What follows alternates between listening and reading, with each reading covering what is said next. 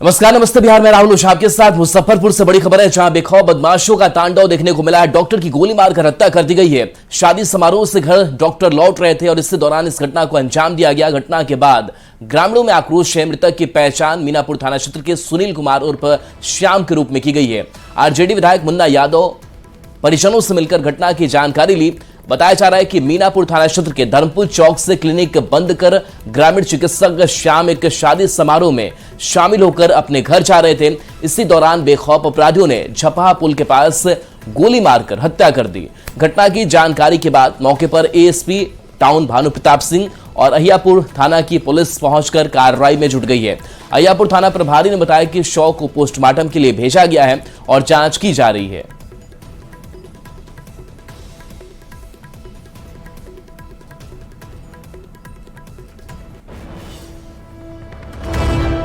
तो मुजफ्फरपुर से बड़ी खबर है, जहां डॉक्टर की गोली मारकर हत्या कर दी गई है। बेखौफ बदमाशों ने अपना तांडव दिखाया है। बताया जा रहा है कि शादी समारोह से डॉक्टर घर लौट रहे थे और इसी दौरान रास्ते में ही उनको निशाना बनाया गया। वहीं लोगों में भी आक्रोश है। इस घटना के बाद से लोगों ने हंगामा भी किया। वहीं पुलिस पहुंचकर पूरे मामले की छानबीन करने में जुटी हुई है। अपराधियों तक पहुंचने की कोशिश की जा रही है।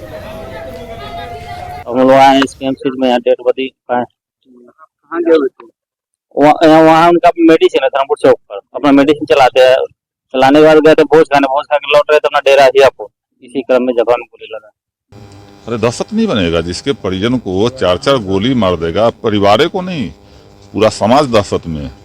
और अक्सर ये घटनाएं हो रही है। हम अभी एसएसपी साहब से भी बात किए हैं इस मामले में और थानेदार हैं अभी आए हुए हैं, इनसे भी बात कर रहे हैं कि भाई इस घटना को ऐसी घटनाएं आगे न हो, इसके लिए पहल की जाएगी।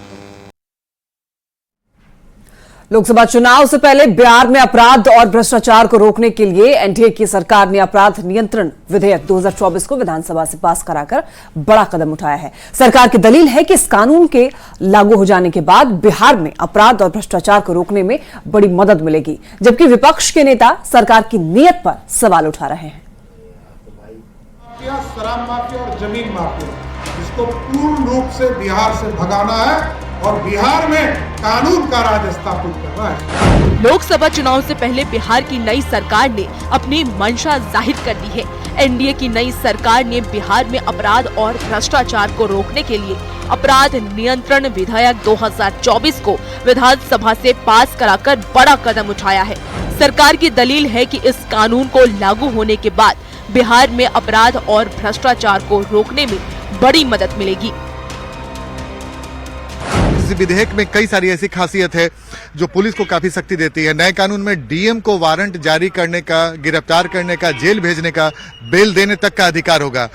यानी कि आपराधिक मामलों में शामिल तत्वों को 6 माह तक जिला तथा राज्य से तड़ीपार करने का भी अधिकार होगा।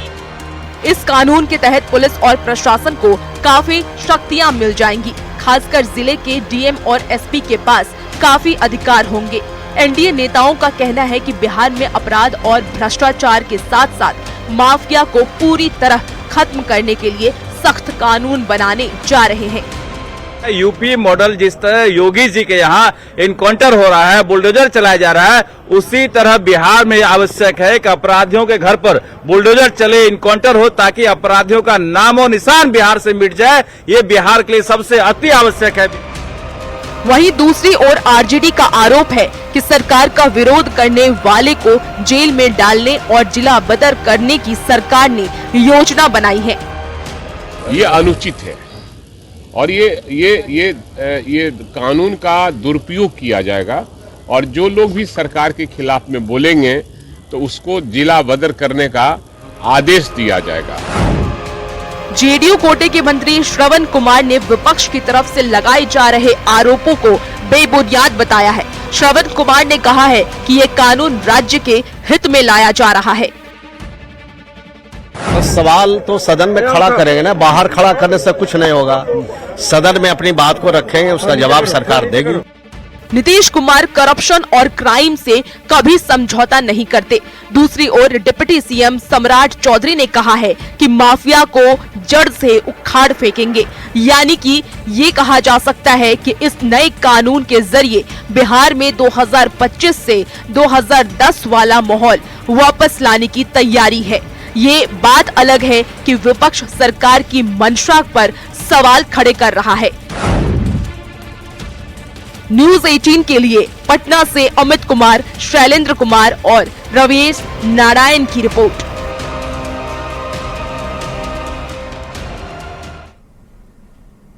बीजेपी सांसद राजीव प्रताप रूडी ने बिहार सरकार के द्वारा लाए गए एक नए कानून पर कहा है कि सरकार अपनी नीतियों पर तटस्थ है और निश्चित रूप पर से इससे क्राइम पर लगाम लगेगा।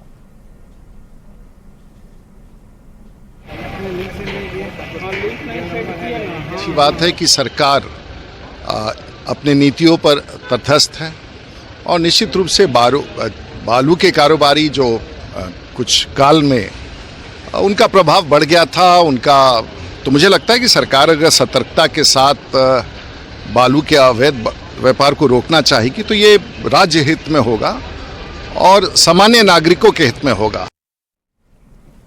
शिक्षा विभाग के अपर मुख्य सचिव के पाठक केंद्रीय प्रतिनियुक्ति पर दिल्ली जाने वाले हैं।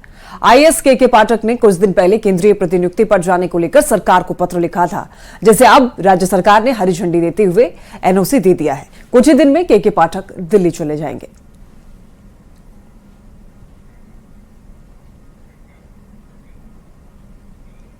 के पाठक के केंद्रीय प्रतिनियुक्ति पर जाने पर बिहार में राजनीति गर्मा गई है। वहीं बीजेपी और जेडीयू ने इसे सामान्य प्रक्रिया बताया है। तो एक सामान्य प्रक्रिया है। जो प्रशासनिक अधिकारी हैं, खास करके भारतीय प्रशासनिक सेवा के अधिकारी, वो जाते रहते हैं, लेकिन उनके कारण जो कई प्रकार की परिस्थितियां बनी, गतिरोध हुआ, वो समाप्त होना चाहिए। सरकार का जो विल पावर होता है काम करने का, उससे काम होता है। कोई एक अधिकारी या एक अफसर ये समझे कि हमने काम कर लिया, ये सही नहीं है। के पाठक ने एजुकेशन में अच्छा काम किया, जहाँ भी रहे अच्छा काम किया उन्होंने, और इंडियन एडमिनिस्ट्रेटिव सर्विसेज में जो डिप्यूटेशन पे जाना पड़ता है वो एक लाजमी हिस्सा है किसी भी सर्विस का। मुख्यमंत्री के निर्देश के बाद भी स्कूलों की टाइमिंग नहीं बदले जाने के खिलाफ गुरुवार को भी बिहार विधानसभा में हंगामा हुआ। सरकार की तरफ से विपक्षी विधायकों को समझाने की कोशिश की गई, लेकिन विपक्षी विधायकों पर असर नहीं पड़ा, जबकि सरकार का कहना है कि वो विपक्ष के हर सवाल का जवाब देने को तैयार है। सवाल है कि के पाठक सिरदर्द हैं या समाधान। रिपोर्ट देखिए।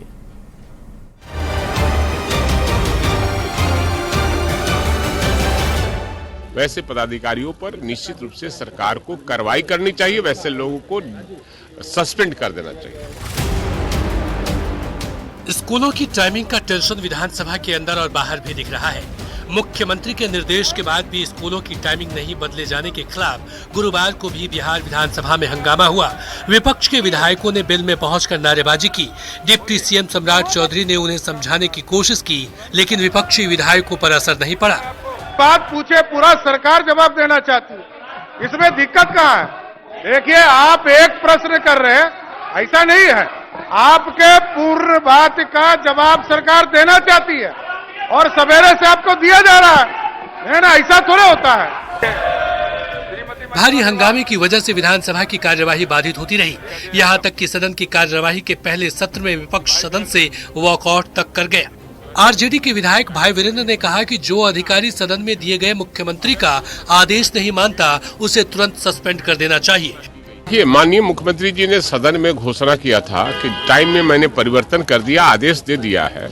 अगर कोई पदाधिकारी उनके सदन में जो घोषणा की गई है उस आदेश का भी पालन नहीं किया जाता है, वैसे पदाधिकारियों पर निश्चित रूप से सरकार को कार्रवाई करनी चाहिए, वैसे लोगों को सस्पेंड कर देना चाहिए। बता दें कि विधानसभा में सीएम नीतीश कुमार ने साफ साफ कहा था कि स्कूल सुबह 10 से 4 चलेगा, शिक्षक 9:45 बजे आएंगे और 4:15 बजे चले जाएंगे, यानी 4 बजे से 4:15 तक होमवर्क और अन्य कार्य किए जाएंगे। लेकिन शिक्षा विभाग के एसीएस के पाठक सुबह 9 बजे से शाम के 5 बजे तक ही स्कूल की टाइमिंग रखने पर अड़े हुए हैं, जिसको लेकर सियासी माहौल गर्म है। विपक्ष इस मुद्दे के जरिए चुनाव में सियासी बढ़त बनाने की जुग्गत में है। न्यूज 18 के लिए पटना से अमित कुमार और शैलेंद्र के साथ ब्यूरो रिपोर्ट।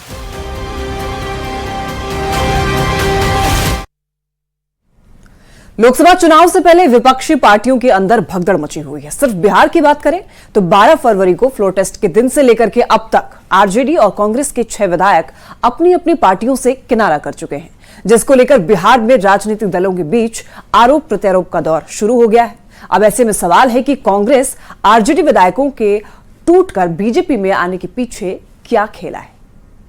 मार्च तक के अंदर में 8-10 विधायक और आरजेडी और कांग्रेस के टूटकर एनडीए में आए।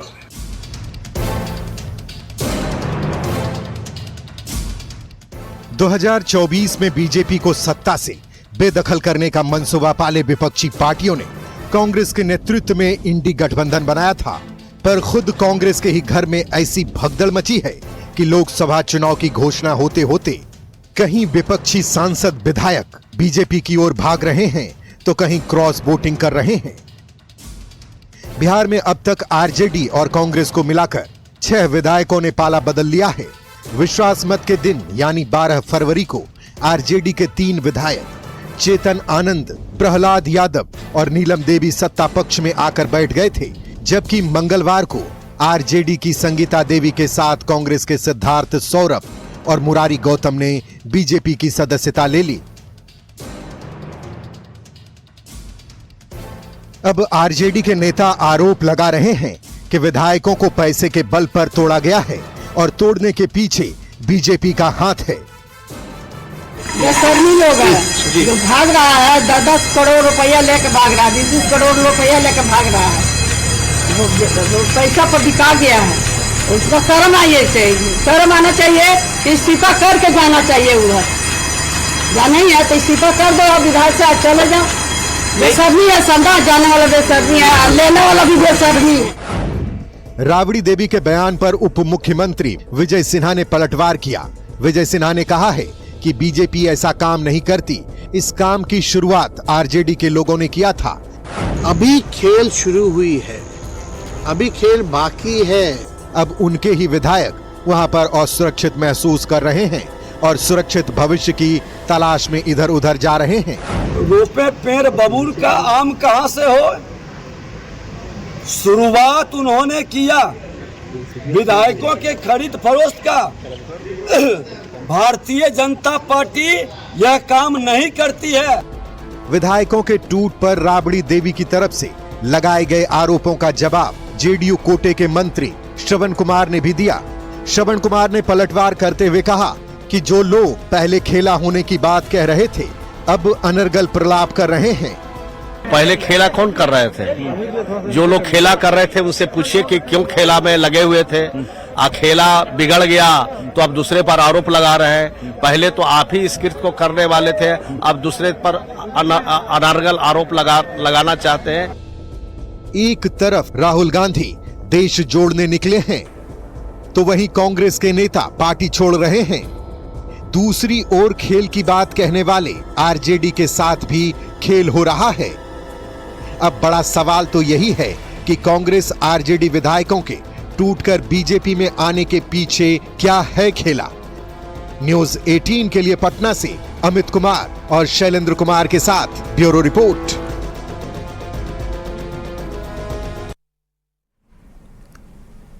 मुजफ्फरपुर में दिन दहाड़े बेखौफ बदमाशों ने सीएसपी ने लाखों रुपए लूट लिए हैं सीएसपी से। और आपको बता दें कि सहिलारामपुर में बाइक पर सवार 3 अपराधी सीएसपी पहुंचे और हथियार के बल पर सीएसपी से 1.5 लाख रुपए लूट लिए। लूट की पूरी वारदात वहां पर लगी सीसीटीवी में कैद हो गई है। मौके पर पहुंची पुलिस ने पूरे मामले की जांच की है। फिलहाल सीसीटीवी के आधार पर आरोपियों की गिरफ्तारी के लिए छापेमारी की जा रही है। ना हुआ इसलिए कि 2 आदमी आया, बंदा आया, पिस्टन गिराया और 2-4 झापड़ मारबो किया और जो कैश था जो ले गया कैश मेरा। तो कितना राशि नहीं होगी? 1.5 लाख के आसपास था मेरा। 1.5 लाख के आसपास जी। तो वो नकाब पोस्ट था या ऐसे ही खुला हुआ? नहीं, नकाब में था वो। ये जो सीएसपी खोल रखा है वो सही नहीं है, मतलब सेटर है और जो सिक्योरिटी नॉर्म्स होना चाहिए वो नहीं है। और थाने को भी सूचना नहीं थी, अभी इन्होंने हाल ही में खोला है, 2 महीने हो रहे हैं। थाने को सूचना नहीं थी तो थाना कुछ अपने तरफ से भी कुछ हम लोग अपना कुछ सिक्योरिटी प्रोवाइड वगैरह करते हैं। मुंगेर में शादी समारोह के दौरान फायरिंग का वीडियो सोशल मीडिया पर वायरल हो रहा है। मामला टेटिया बंबर थाना के कटियारी पंचायत का है। वीडियो में साफ देखा जा सकता है कि एक व्यक्ति बारात में बज रहे गानों के बीच अपने देसी कट्टे में लगातार वो फायरिंग कर रहा है। पुलिस ने वायरल वीडियो की जब जांच की, आरोपी की युवक की पहचान कटियारी पंचायत के अशोक दास के रूप में की गई है। पुलिस ने तुरंत कार्रवाई करते हुए आरोपी अशोक दास को गिरफ्तार किया है। युवक के साथ वीडियो में दिख रहे हथियार और कारतूस को भी जब्त किया गया है।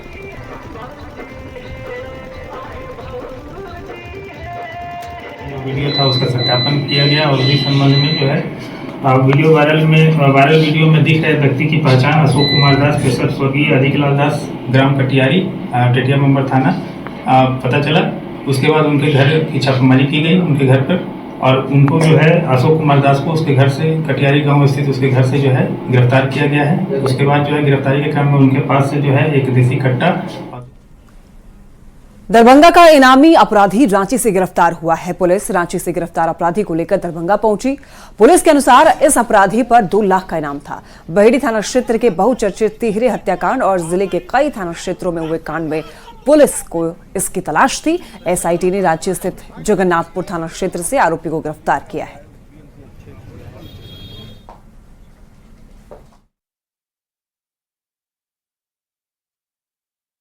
ये 2 लाख का इनामी अपराधी है।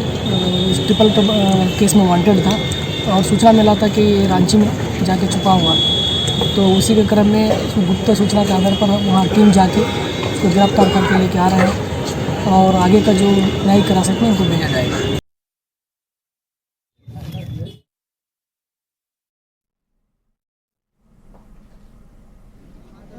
फुल प्लान के साथ यहाँ पर हमला करवाया है।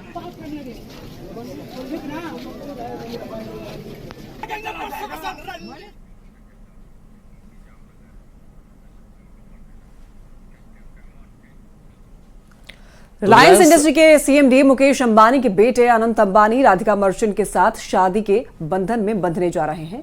12 जुलाई को अनंत और राधिका की शादी होगी और उससे पहले जामनगर में प्री वेडिंग सेरेमनी होनी है। आज से 3 मार्च तक गुजरात के जामनगर में अनंत अंबानी और राधिका मर्चेंट की प्री वेडिंग सेरेमनी है। सेरेमनी में शामिल होने को लेकर देश विदेश से मशहूर हस्तियां पहुंच रही हैं। फिल्म अभिनेता रणवीर सिंह, एक्ट्रेस दीपिका पादुकोण और फिल्म प्रोड्यूसर बोनी कपूर भी सेरेमनी में शामिल होने को लेकर जामनगर पहुंचे हैं। महाराष्ट्र के पूर्व मुख्यमंत्री उद्धव ठाकरे भी जामनगर पहुंचे हुए हैं। तस्वीरें लगातार टीवी स्क्रीन पर आप देख रहे हैं।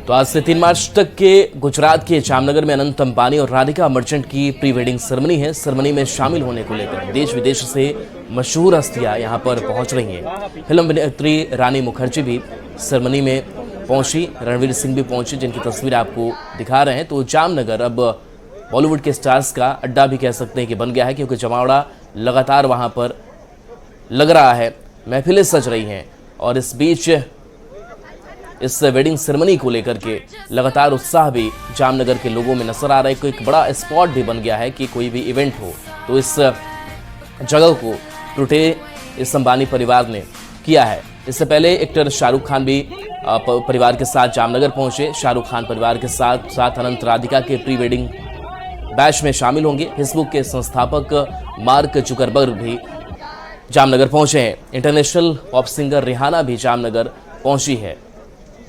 तो प्री वेडिंग सेलिब्रेशन में सेलिब्रिटीज के आने का सिलसिला लगातार जारी है और ये तस्वीर आपको दिखा रहे हैं जहां पर गुजरात का यह स्पॉट देश दुनिया का केंद्र बना हुआ है अनंत अंबानी की शादी को लेकर के। और इस बीच जो तस्वीरें सामने आती रही कि कैसे गेस्ट यहां पर पहुंच रहे हैं, उनका सेवा सत्कार कैसे अंबानी परिवार करता नजर आ रहा है, भोज कराया जा रहा है और इस बीच कई सोशल मैसेज है वो भी देने की कोशिश हो रही है।